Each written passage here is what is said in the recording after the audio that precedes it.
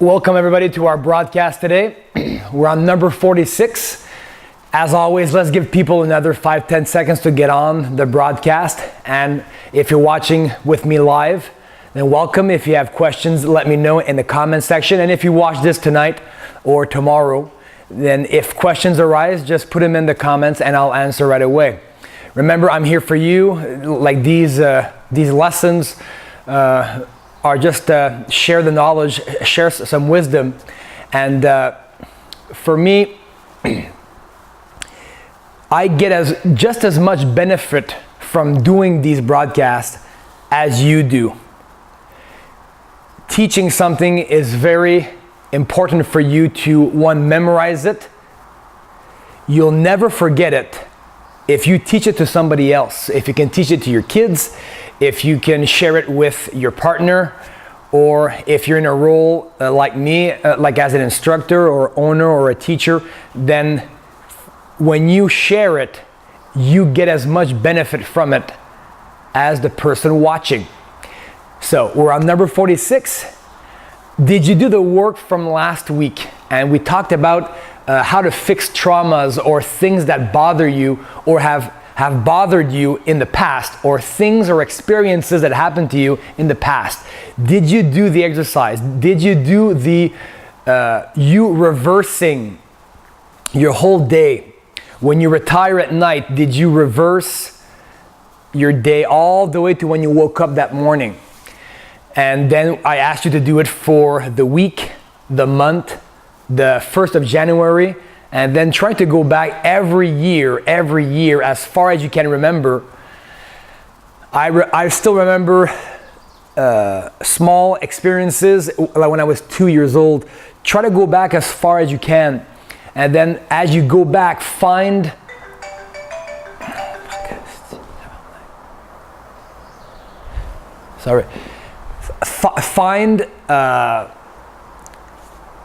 experiences you've had that maybe were traumatic or that really affected you, maybe in a bad way or in a good way, and then spend some time on it. And if it's a bad thing, then you release it. And just this week for me, like I recalled other things that happened to me in my life, and I released them. There's something very powerful about doing that. Release things that no longer serve you, things that happen to you that right now in this present time doesn't serve you, doesn't help you. So I really sincerely hope that you did the exercise, because it is very powerful. Okay, today's lesson. I want to talk about something called G.A.P. And I want to highlight one of my mentors here. Like, as you know, I'm an avid reader, and I have many mentors in different areas. I try to really practice what I preach. If I tell you to look for masters and mentors in each area, and I don't do it, then that would be very hypocritical of me to do that. So people who know me, they know that I'm very motivated, very inspired to keep learning. So I want to do a quick shout out to my friend Sean Stevenson. He's the 3-foot giant. I had a chance to meet him in person last year. He's a very popular man now. Like he didn't always used to be, but in the last couple of years, his career, his brand, I guess, has really come to the forefront. And if you don't know him, then I really recommend you look and find his different videos. He has he was born with a bone disease problem, and he's a very small man, but he brings about a lot of enthusiasm and hope and inspiration, that no matter what you've been handed, whatever life has handed you, then you can make something good out of it, and you always look for the gold. So Sean has a very simple one principle, and it's really cool how all of the best mentors, philosophy, always goes back to the same universal laws and concepts. And it's a good reminder, and it's even a good reminder for me. So I want you to write this down, because even if you know this, again, it's always good to remind yourself and to always stay a learner and keep that childlike enthusiasm that I've talked about before. So G.A.P. G. The G stands for goal. What do you want? What do you really, really want out of your life? Your life is very short. It's just a speck in time. It's nothing really. So you don't have a lot of time to do what you want. So what do you want exactly? What's surprising is that most people don't know what they want, and they wonder why they don't feel like motivated or excited. So be very clear on what you want and write it down clearly in your journal. So exactly, if time, money was not an issue, whatever age you have, if you're older, younger, whatever age, and money was not an issue, what would you do with your life? What do you really want? That's the first one. A is appreciation. Nobody can be in a state of depression or low energy if you're in a state of gratitude. So sit or walk, but be in that blissful state of gratitude. What do you appreciate in your life? And take the time daily to sit down or to walk and think about that. When you're full of gratitude, then everything else is easier to do. So that's what the A stands for. So you have to be clear on what you want. What do you really want? What is the goal? And then as you're fighting and moving towards that goal, stay in that state of appreciation and gratitude for what you have. It'll bring a very positive, loving energy to everything you do, and you will attract better people, better circumstances, and you really get what you want if you do these two things hand in hand. And then last, the P. The P is for preferences. What do you like or love?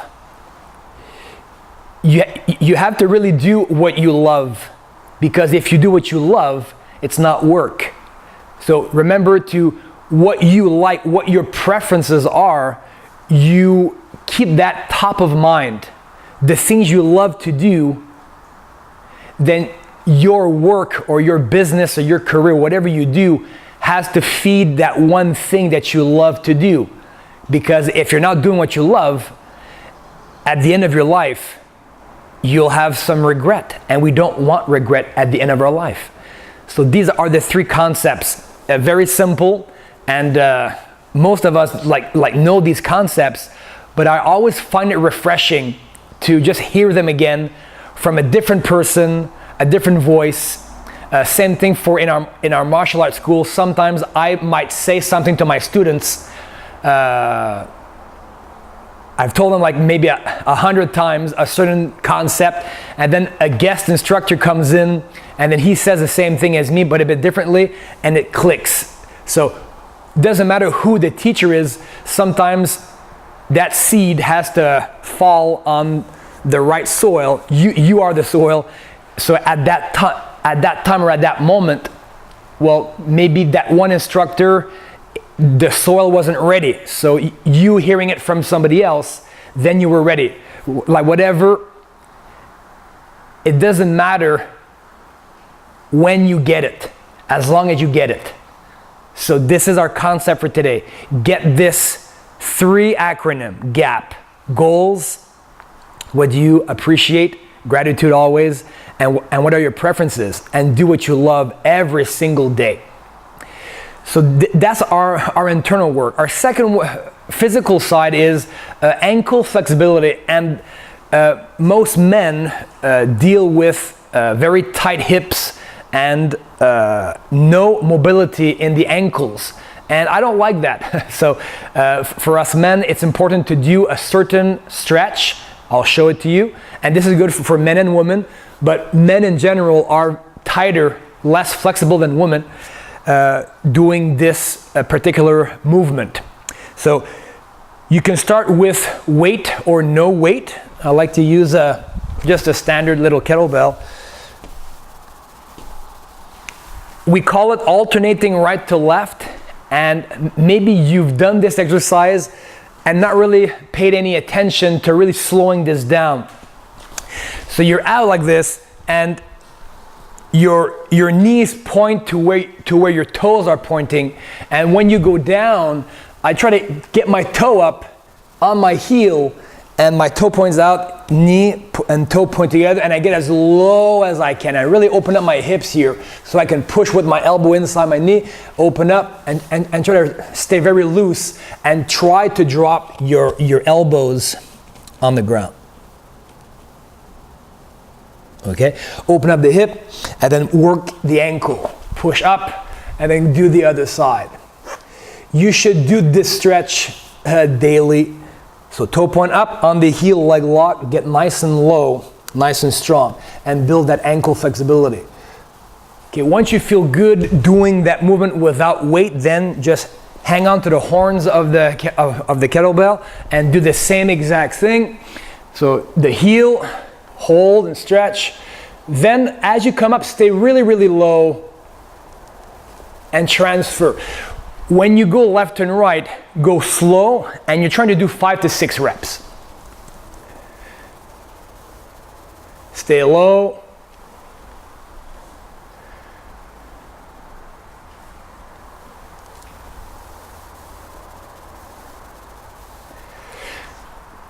This is one of the best ways to build your hip mobility, your strength, and your ankle flexibility. If you're not flexible in the ankles, you can't do your squats properly, you can't do your overhead squat. Lots of movements can be done in lots of sports if you have limited movement or mobility in the ankle. So always, this is food for thought. Other ideas might come into your mind, into your consciousness as you do this exercise. It'll lead to another one, but try to focus on this one exercise. As you know, if you've been following me, one exercise at a time is better, done consistently, than showing you 5 exercises that you won't do. So do that, do this one exercise. I hope you enjoyed this lesson today. Review it, write, or sit, or walk. Do your daily meditation and focus on the 3 letters, G.A.P. And do this exercise for your hips and ankles. If you like the video, if there's value in this, then please share it, comment, and like it. And as always, stay on the path of self-mastery. Next week, number 47, be there, it'll be a special one. Until next time, I'm Martin Patenaude, and I'll see you soon.